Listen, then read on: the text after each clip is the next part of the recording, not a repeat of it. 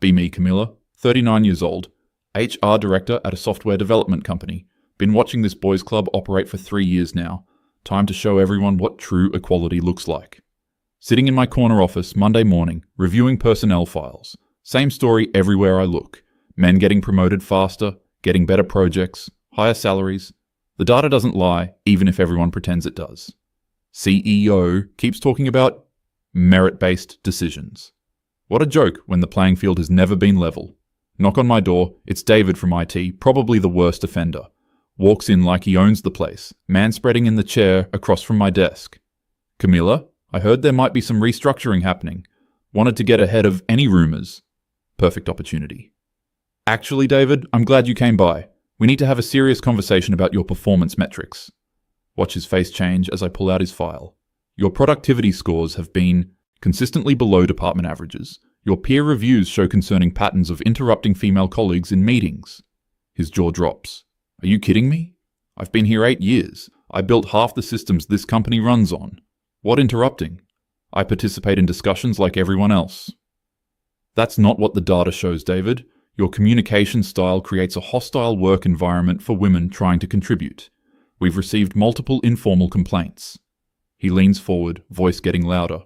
Multiple complaints? From who? I want names, Camilla. This is ridiculous. I've mentored 3 women in this department. Ask Sarah, ask Monica about how I've supported their careers. This isn't about individual testimonials, David. It's about creating systemic change. Your defensive attitude right now is exactly what I'm talking about. Watch him stand up, pacing now. My defensive attitude? Camilla, you're talking about my livelihood here. 8 years of my life. I have a mortgage, kids in college. You can't just decide my communication style doesn't fit your vision. I'm not deciding anything arbitrarily. This is based on comprehensive analysis of workplace dynamics and productivity optimization. He stops pacing, stares at me. Camilla, listen to yourself. You're using corporate buzzwords to justify something that makes no sense. You know my work quality. You've seen my project completions, my innovation metrics. Innovation metrics that consistently show male-dominated thinking patterns, David. We need fresh perspectives, diverse approaches to problem solving. His face is getting red now. Male-dominated thinking patterns? What does that even mean? Code either works or it doesn't. Servers either stay up or they don't. This isn't philosophy class, Camilla. Everything is connected to larger power structures, David. Your inability to see that is part of the problem. He sits back down heavily. Camilla, I'm begging you to think about what you're doing here. I know we haven't always seen eye to eye on some policies, but I've been loyal to this company. I've worked weekends, holidays, pulled all-nighters during crises. And that kind of unsustainable work culture is exactly what we're trying to change. Women bring better work-life balance perspectives. Better work-life balance? Camilla, when the servers crashed last Christmas and I spent 36 hours straight getting everything back online, was that toxic masculinity, or was that saving the company hundreds of thousands in lost revenue? Getting tired of his emotional manipulation. We'll be transitioning your responsibilities to Amanda over the next 2 weeks. She has fresh eyes and won't be bound by legacy thinking. He stands up again, voice rising. Amanda has been here 6 months. She's talented, but she doesn't know the architecture, the client relationships, the vendor contracts. Camilla, this is insane. Your tone is becoming inappropriate. David. My tone? Camilla, you're destroying people's lives. You're making decisions that will hurt real families based on some ideological crusade. I need you to lower your voice, or we'll have to involve security. He takes a deep breath, tries to compose himself. Camilla, please. I'm asking you human to human, what can I do to address whatever concerns you have? Training, coaching, whatever it takes. Don't throw away 8 years over politics. This isn't political, David. This is about creating an equitable workplace where everyone can thrive. And how is firing half the workforce creating equity? How is that helping anyone thrive? Sometimes you have to break things down to build them back better. He looks at me for a long moment. You really believe this, don't you? You actually think you're the hero in this story. I think I'm doing what needs to be done. He shakes his head, walks toward the door. Camilla, when this all falls apart, and it will fall apart, I hope you remember this conversation. I hope you remember that people tried to warn you. Have a good rest of your day, David. Door closes behind him. Finally, some peace to plan the next phase. 2 weeks later, David's gone. Amanda is settling in, well, asking good questions. Next up is the sales department. Kevin has been here longest, probably expects some kind of loyalty. Call him into my office Thursday afternoon.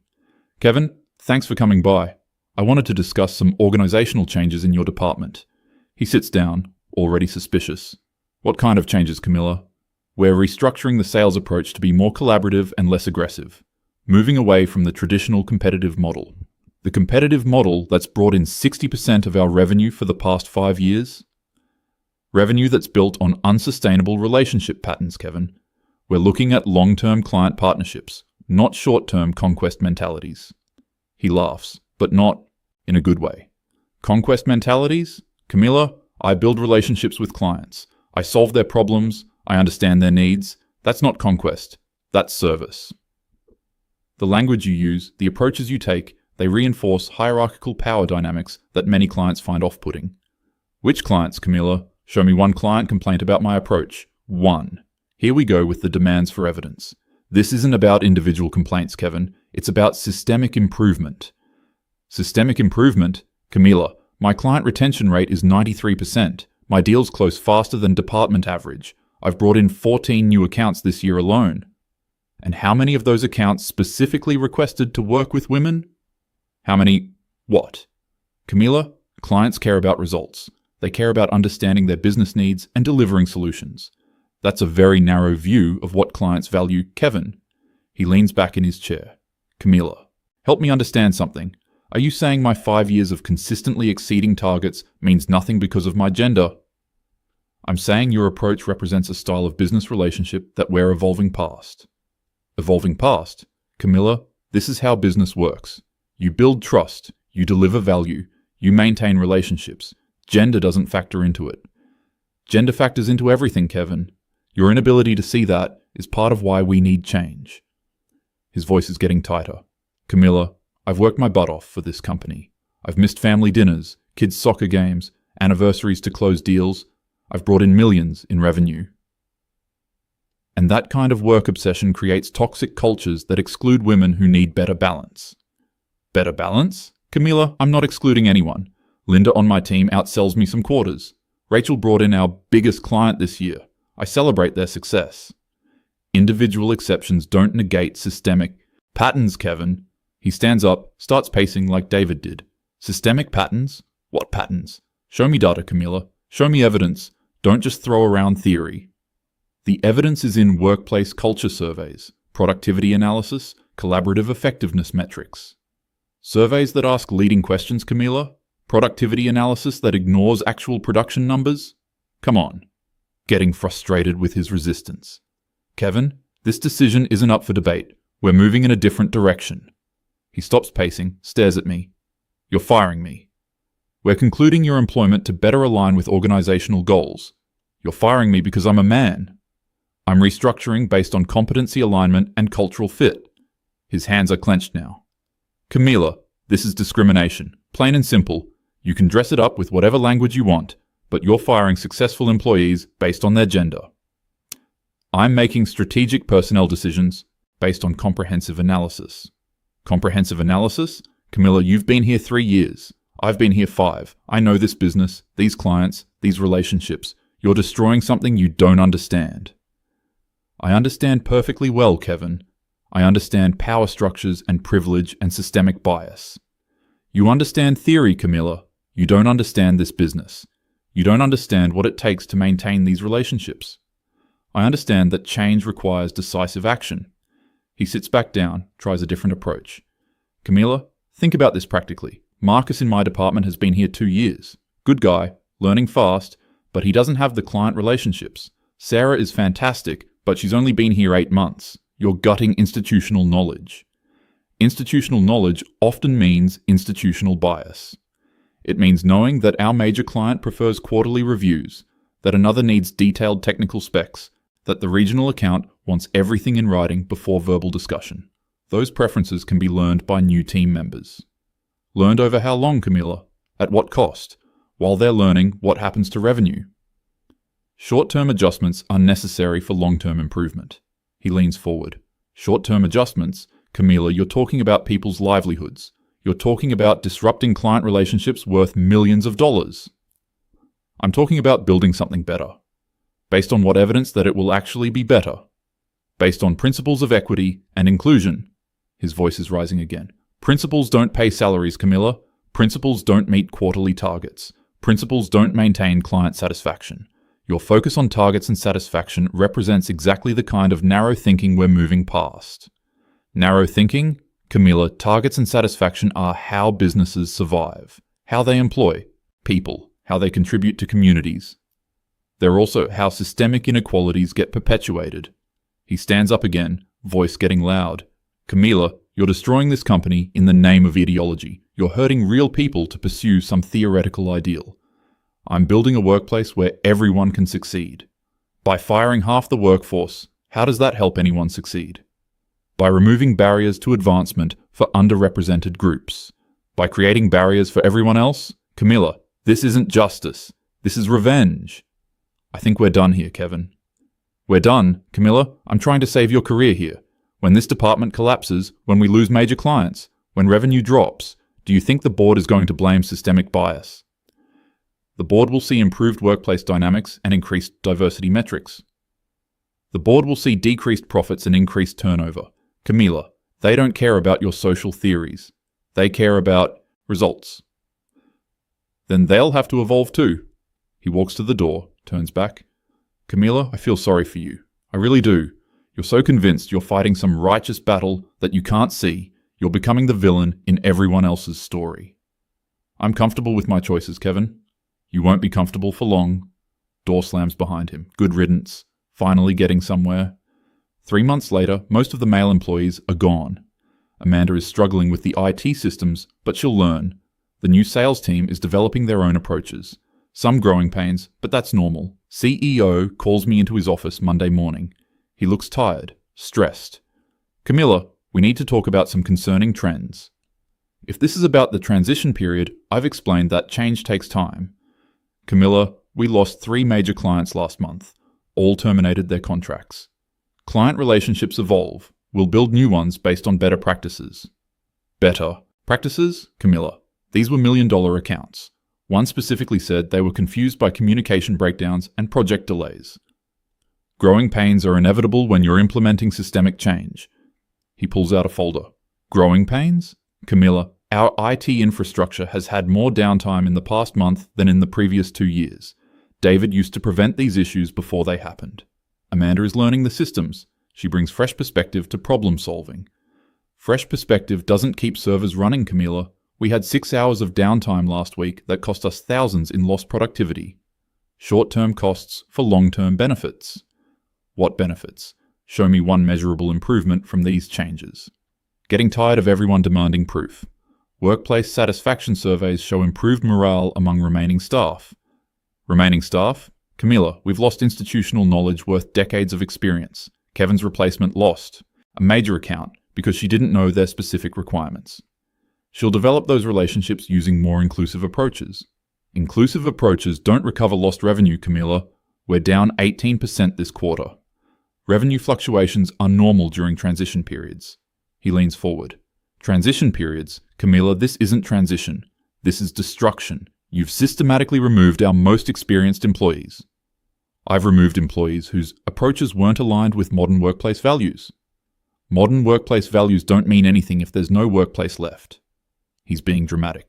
Change is difficult. Leadership means making tough decisions for long-term success.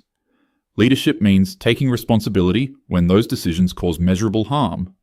I take full responsibility for implementing necessary reforms. Necessary reforms? Camila, help me understand the necessity. What problem were we solving? We were addressing systemic inequality and toxic workplace culture. What systemic inequality? Show me evidence. Show me data that demonstrates we had problems that justified this level of disruption. The evidence is in power structures and representation patterns. Camila, our promotion rates were gender neutral. Our pay scales followed industry standards. What specific problems were you solving? Problems aren't always visible in traditional metrics. They're visible in results, and our results are catastrophic. He's not seeing the bigger picture. Creating an equitable workplace requires fundamental restructuring. Equitable for who, Camilla? You've created unemployment for dozens of families. How is that equitable? Equity sometimes requires difficult adjustments. Difficult adjustments? Camilla, you've destroyed careers. People who worked here for years, contributed to this company's success, gone overnight. Change is never easy for everyone involved. He stands up, walks to the window. Camilla, I'm getting calls from board members. They're asking questions about our direction, our stability, our leadership. They'll understand once they see the long-term benefits. What long-term benefits? We're hemorrhaging money, losing clients, falling behind on projects. What benefits could possibly justify this? A workplace culture that truly supports all employees. All employees? We don't have employees left to support. He turns back to me. Camilla, I need you to consider bringing back some of the people you let go. David, Kevin, others who have institutional knowledge we need. That would undermine everything we've accomplished. What have we accomplished? Please, explain to me what we've accomplished. We've eliminated systemic barriers and created opportunities for advancement. Opportunities for advancement in a company that might not exist next quarter? Companies that can't evolve don't deserve to survive. He stares at me. Camilla, this company employs 60 people. 60 families depend on paychecks from here. How can you be so casual about its survival? I'm not casual. I'm committed to doing what's right regardless of short-term difficulties. Short-term difficulties? Our biggest client just told me they're considering terminating their contract because of project delays and communication issues. New teams need time to establish rapport and develop procedures. We don't have time, Camilla. Business doesn't pause while we figure things out. Then maybe business needs to change its expectations. He sits back down heavily. Camilla, listen to yourself. You're suggesting that reality should conform to your theories instead of adapting your theories to reality. I'm suggesting that progress requires challenging established patterns. Progress requires results, Camilla. Measurable improvements, satisfied clients, profitable operations. Those are narrow definitions of progress. Those are definitions that determine whether people have jobs next month. Getting frustrated with his resistance. If you're not committed to real change, maybe you're part of the problem. Long silence. Camilla, I want you to take the rest of the week to think carefully about what you're doing here. We'll meet again Monday to discuss your recommendations for moving forward.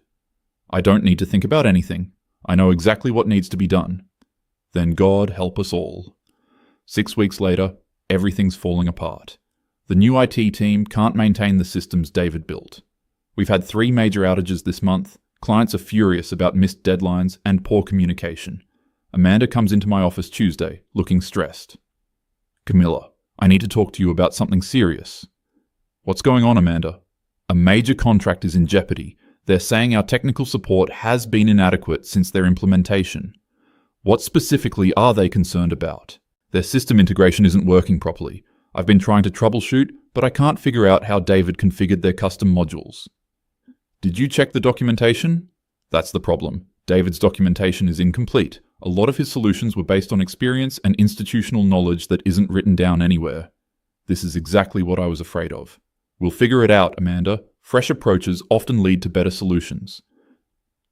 Camilla, I've been working on this for 2 weeks. I'm not making progress. They're threatening to cancel their contract. How much is that contract worth? 2.4 million annually. That's significant, but not catastrophic. What would it take to save the relationship? Honestly, we probably need David back, at least temporarily. He built their entire system architecture. That's not an option, Amanda. Camilla, I understand your position, but this is about practical problem solving.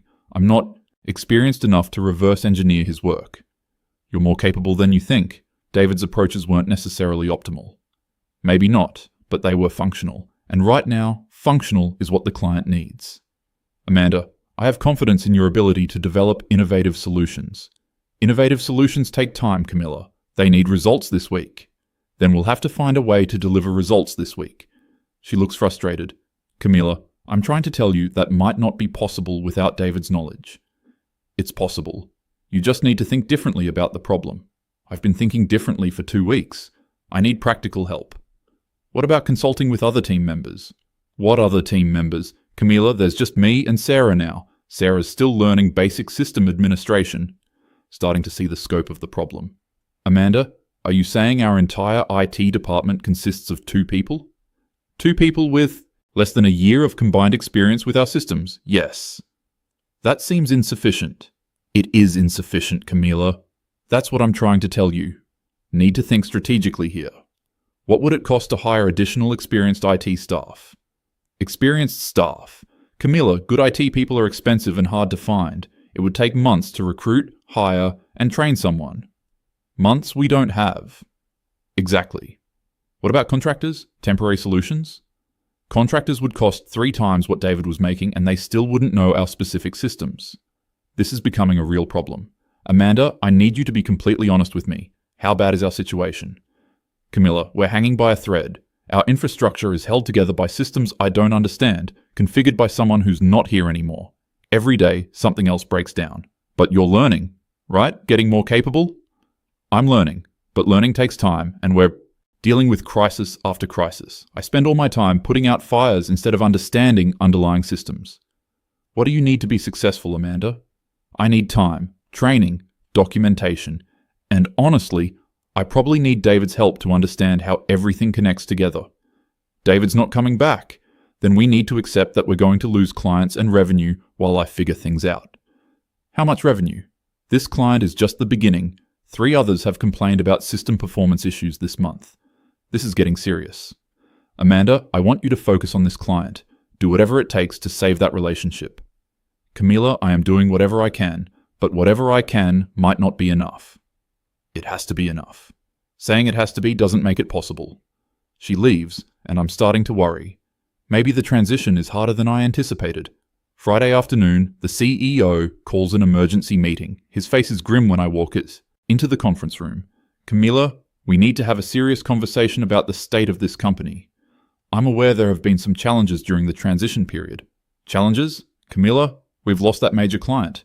2.4 million gone. That's not good. Amanda was working on that account.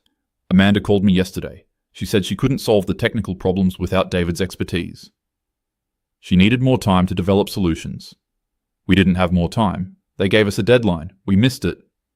These things happen during organizational change. These things are happening every week, Camila. Other major clients are reviewing their contracts. They're asking questions about our capabilities. Client relationships require adjustment periods when teams change. Adjustment periods? Camila, we're losing institutional knowledge faster than we can replace it. He pulls out a stack of papers. Look at these numbers. Revenue down 28%. Client satisfaction scores at historic lows. Employee productivity metrics showing massive inefficiencies. Metrics don't tell the whole story. They tell the story that matters to our board of directors, and the story is that we're failing. We're implementing necessary changes. Necessary for what? Camila, explain to me what we're trying to accomplish that justifies this level of business disruption. We're creating a more equitable and inclusive workplace. For who? Half our employees are gone. The other half are overwhelmed trying to do jobs they're not qualified for. They'll develop the qualifications with experience. Experience we can't afford to let them gain while revenue collapses. He leans forward. Camila, I'm going to be direct. The board is questioning your judgment. They're asking whether these personnel decisions serve any legitimate business purpose. The board needs to understand that progress requires sacrifice. Sacrifice of what? Sacrifice of the company itself? Sacrifice of outdated approaches and systems. Outdated approaches that were generating millions in revenue and maintaining satisfied clients. Revenue built on unsustainable foundations. What was unsustainable about them? David kept our systems running efficiently. Kevin maintained strong client relationships. Marcus understood vendor contracts and industry connections. They maintained systems that excluded and marginalized women. What women? Camila, show me evidence that women were being excluded or marginalized. The evidence is in representation patterns and advancement opportunities. We promoted 3 women last year. We hired women in every department. What opportunities were being denied? Subtle barriers aren't always visible in promotion statistics. Subtle barriers? Camila, you're destroying measurable success to address invisible problems. He stands up, starts pacing. Camila, I need you to understand something. This company is in serious trouble. We have maybe 2 months of operating capital left if we keep losing clients at this rate. 2 months seems alarmist. 2 months is optimistic. If we lose one more major client, we're looking at immediate layoffs. Layoffs wouldn't be necessary if everyone committed to making the new structure work. Making it work. Camilla, it's not working. Our IT infrastructure is failing. Our sales relationships are deteriorating. Our project management is chaotic. Growing pains are normal during transitions. These aren't growing pains. This is systematic collapse. He stops pacing, looks directly at me. Camilla, I'm asking you to consider rehiring David and Kevin immediately. That would undermine everything we've accomplished. What have we accomplished? Please tell me one positive outcome from your restructuring. We've created opportunities for women to advance without competing against entrenched male networks. Advance where? To positions in a failing company. The company isn't failing, it's transforming. Transforming into what? A cautionary tale about ideological management? Transforming into a workplace that truly supports equality. Equality in unemployment? Camilla, if this company fails, everyone loses their job equally. Getting tired of his catastrophizing. You're being unnecessarily dramatic. Every major change involves temporary difficulties. Temporary difficulties don't include losing your biggest clients and facing bankruptcy. We're not facing bankruptcy. We're facing insolvency if we lose 2 more major accounts. Then we'll prevent that from happening. How? With what resources? With what expertise? With creativity and determination. Creativity doesn't debug complex software systems. Determination doesn't maintain vendor relationships. New approaches can be more effective than old ones. Show me effectiveness, Camilla. Show me results. Results take time to manifest. We don't have time. He sits back down. Camilla, I'm going to be completely honest. The board is meeting Monday to discuss your position. My position? Your continued employment as HR director. They can't fire me for implementing diversity initiatives. They can fire you for gross mismanagement resulting in significant business losses. Diversity initiatives aren't mismanagement. Destroying functional teams and losing major clients is mismanagement. I was hired to modernize workplace practices. You were hired to support business operations while improving workplace culture. Sometimes those goals require prioritization. Business operations aren't optional, Camilla. They're prerequisite for everything else. Short-term business disruption is acceptable for long-term cultural improvement. Long-term cultural improvement is meaningless if there's no business left to improve. I can see he's not going to understand. I stand by every decision I've made. I've acted with integrity and commitment to principles. Principals don't pay salaries or maintain health insurance for employees. Some things are more important than immediate financial concerns. Not to the 60 families who depend on this company for their livelihoods. Those families will benefit from working in a more equitable environment. If there's still an environment left for them to work in. Meeting ends badly. The CEO is clearly panicking about short-term difficulties. Can't see the bigger picture. Monday morning, get called into the boardroom. 5 board members sitting around the table looking serious. The CEO is there too, avoiding eye contact. Boardroom chair. Robert speaks first. Camilla, thank you for joining us. We need to discuss recent developments in company operations. I understand there are concerns about the transition period. Transition period? Camilla, we've lost 4 major clients in 2 months. Our revenue has dropped by nearly 30%. Revenue fluctuations are normal during organizational restructuring. Another board member, Patricia, speaks up. Normal fluctuations don't threaten company solvency, Camilla. We're looking at potential bankruptcy if these trends continue. Bankruptcy seems like an exaggeration. Our accountants disagree, Robert says. We have perhaps 6 weeks of operating capital remaining at current loss rates. 6 weeks provides time to stabilize operations and rebuild client relationships. With what staff? Camilla, you've systematically eliminated our most experienced employees. I've eliminated employees whose approaches were inconsistent with modern workplace values. Third board member, Michael, leans forward. Camilla, help us understand something. What specific problems were you trying to solve? I was addressing systemic gender inequality and toxic workplace culture.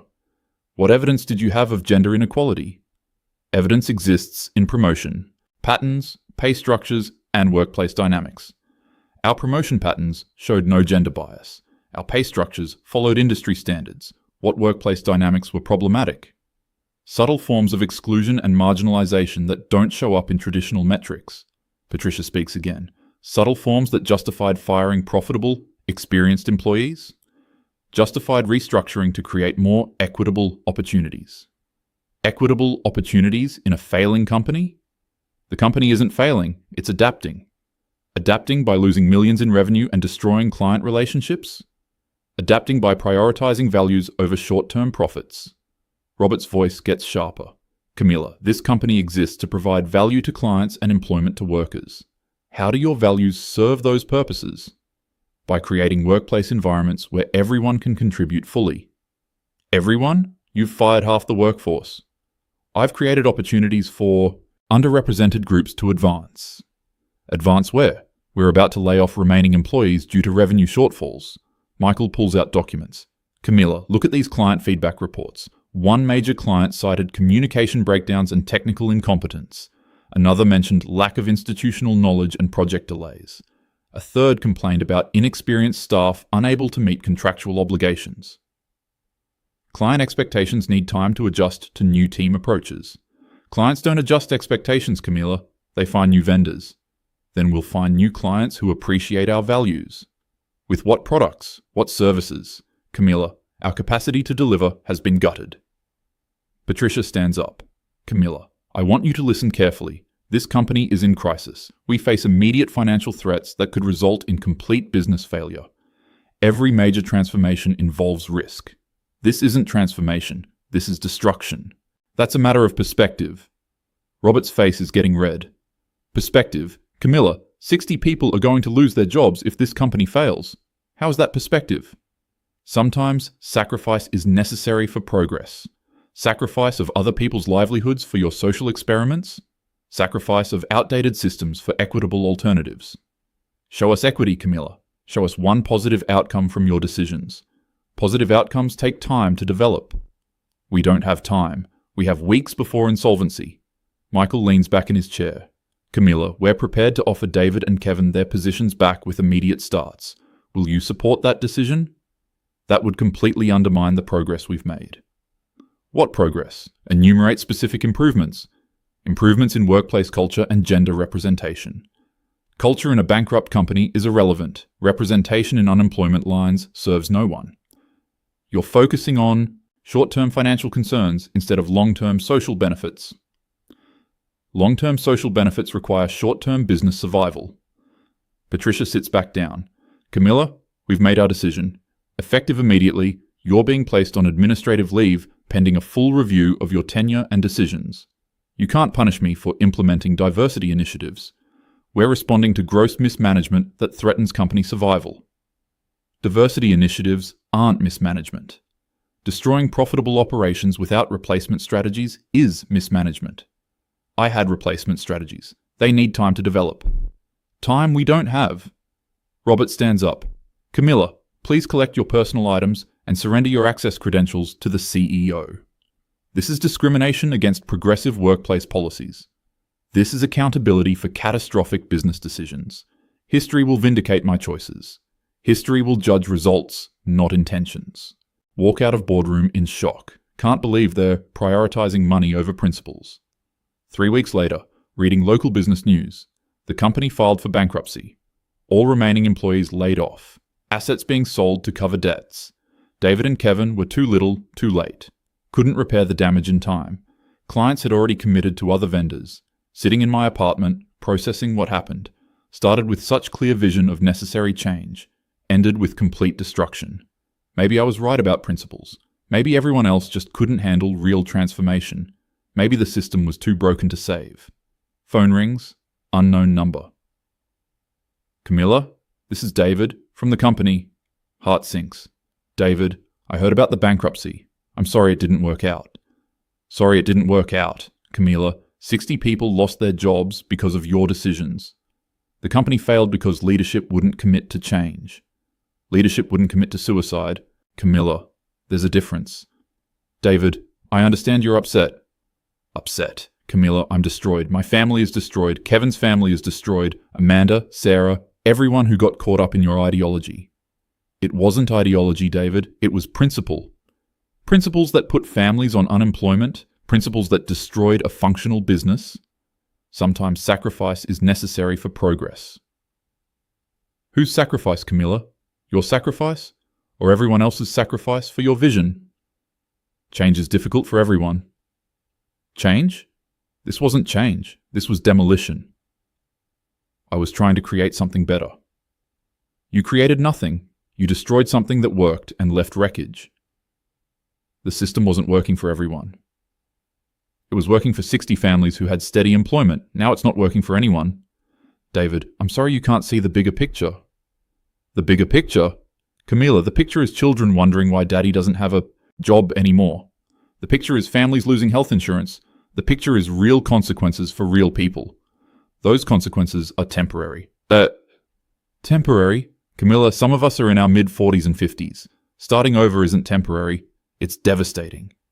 David, you never intended to think about consequences. You never intended to consider that your principles might be wrong. You never intended to take responsibility for the damage. I take full responsibility for pursuing justice. Justice? Camilla, show me justice in unemployment lines. Show me justice in foreclosed homes. Show me justice in destroyed careers. Sometimes, the right thing is the difficult thing. The right thing? Camilla, you convinced yourself that hurting people was righteous. That's not justice. That's fanaticism. I was committed to change. You were committed to your own moral superiority. Everyone else paid the price. Long pause. David, I'm sorry you feel that way. Sorry I feel that way? Camilla, I don't feel destroyed. I am destroyed. We all are. I hope things work out for you. Things don't work out, Camilla. People work things out. And you made that impossible for everyone. He hangs up, sitting alone now. Everything fell apart so quickly. Maybe I was ahead of my time. Maybe the world isn't ready for real change. Maybe sometimes you have to break things completely before rebuilding. But 60 people, 60 families, all those consequences I never meant to cause. Still believe in the principles. Still think the changes were necessary. But maybe the approach was too aggressive. Maybe timing matters more than I thought. Phone buzzes, text from Amanda. Camila, I hope you're doing okay. I know the bankruptcy wasn't your fault. The system was against us from the beginning. At least someone understands. At least someone sees that I was fighting for what's right. Even if it didn't work out the way we planned. Maybe next time will be different. Maybe next opportunity I'll be more strategic. Gradual change instead of comprehensive transformation. But the principles remain sound. The vision was correct. Just need better execution. Close the business news article. Delete David's number from my phone. Time to move forward and find new opportunities to make real change. Somewhere out there is a company ready for transformation. Somewhere out there are leaders who understand that progress requires courage. Somewhere out there, the future is waiting to be built.